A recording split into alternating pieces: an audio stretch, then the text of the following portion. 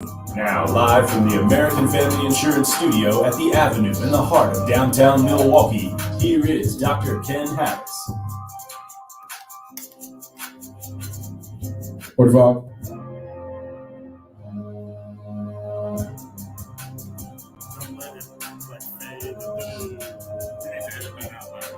Got you. 30.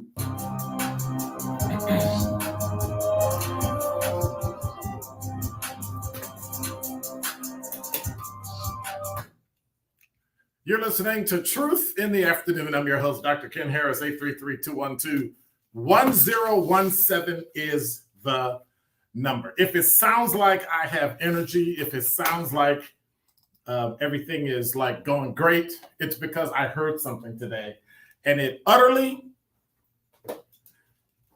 and totally upset me to no end. So everybody's been bashing the Biden administration. Excuse me. And everybody's been bashing some of the things he's done. He's getting old. He has too many gaffes, does too many things that are signs of old age. I don't know who in his administration is pushing this. But the Biden Labor Administration, the Labor Department, released a proposal today that could make it possible for gig workers to be reclassified as employees rather than contractors. And the proposed rule sent the stock of gig companies like DoorDash, Lyft, and Uber down. And so while you think that might not be, it's not a big deal, right? You might think it's not a big deal. But here's the issue I have with it. Companies argued that flexible schedules are attractive to workers, pointing to surveys showing that the popularity of the model, which they said is made possible by the use of independent contractor status. And I'm reading from CNBC.com. Some labor experts and activists have disagreed. However, saying the companies use the contractor model to reduce their own costs while denying workers important protections.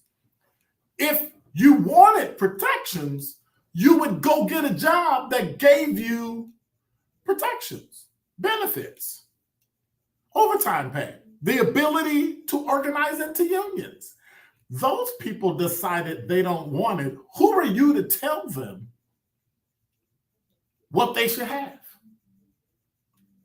In 2020, a California law went into effect requiring many companies to reclassify contract workers as employees.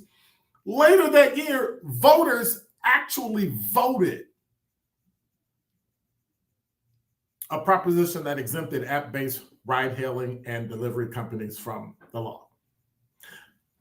Last year, the Biden administration rescinded a rule created under Trump's Labor Department that would have made it easier, not harder, but easier for gig companies to classify workers as independent contractors instead of employees. After a legal challenge, a court reinstated the Trump-era rule. Now, Biden's Labor Department said in its notice in the Federal Registry that it had considered waiting longer to see how the Trump-era rule played out. But of course, it decided to move ahead with the proposed regulation instead because it believes keeping the earlier rule in place would have a confusing and disruptive effect on workers and businesses alike, due to its departure from case law describing and applying the multi-factor economic reality test as a totality of the circumstances test. Guess what? If the people working in the gig economy get it, and if the people in the gig economy are not complaining that they don't have benefits and they don't have overtime and they don't have protections, but the reason why they do it is so that they could actually work when they decide they want to work, who are you to come in and change their minds? That's because they want to unionize Uber, unionize Lyft, unionize DoorDash so the unions can get rich and fat. Now, I'm not anti-union. If you decide and you choose to be in a union, I've been in a number of them, God bless you. But don't force it on people. Don't force people to take something they don't want. Since when did my individual rights become secondary to a benefit?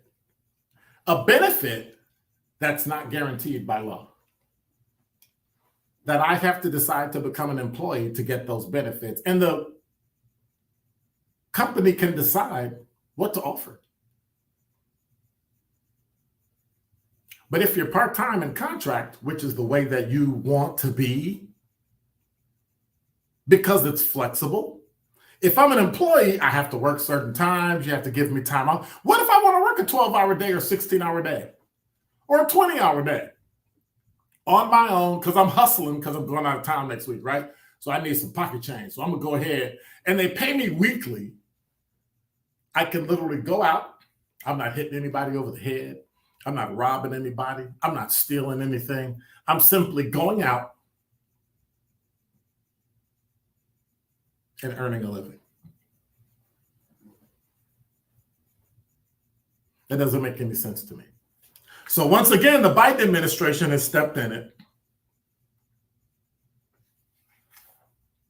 The proposed rule would allow the determination of whether to classify a worker as a contractor or employee to rely on a more holistic assessment, including whether the work is an integral part of the employer's business. The goal is to protect workers from being classified improperly while providing consistency for businesses that wish to employ independent contract. That doesn't make any sense at all. Because your rule's going to say, hey, by the way, yeah, if they do this, yeah, they're employees. 50 million people have found a way to make money on their time and on their dime. Who are you to come in to tell somebody they can't? Because you're pro-union?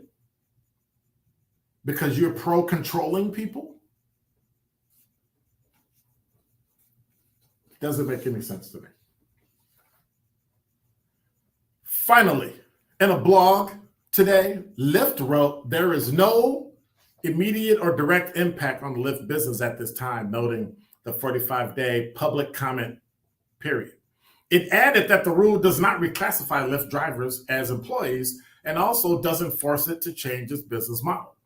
Lyft said the rule simply reverts the standard to that used under the Obama administration, which previously applied to its company and did not result in reclassification of drivers. So what does that mean? What exactly does that mean? That means that companies can write headlines that say the Biden administration wants to make it easier for gig workers to be full-time, so Uber drivers and home health care workers could qualify for benefits and better pay. There's only one problem with that. You forgot to ask the workers. You forgot to ask the home health care worker who doesn't want to be an employee because they don't want to make more money because they need to control it because they have a pension or they're on Medicare or Medicaid or they're working where they don't want to make too much money. They may be on Social Security, and if they make too much money, they lose the benefits. Like, there are so many things that this will mess with, but it'll give them that warm feeling. You know what I say about warm feelings, but I'm not going to go there today.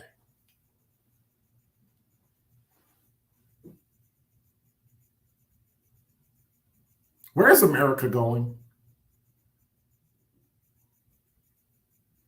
I mean, I know many of us are Democrats and many of us vote liberal, but where is this country going? Where are we going to the point where we can take 50 million people in a country who make money on their terms and take it from gig to garbage. And that is Dr. Ken's Truth on the new 1017 The Truth. The general election is around the corner, and it's important that the community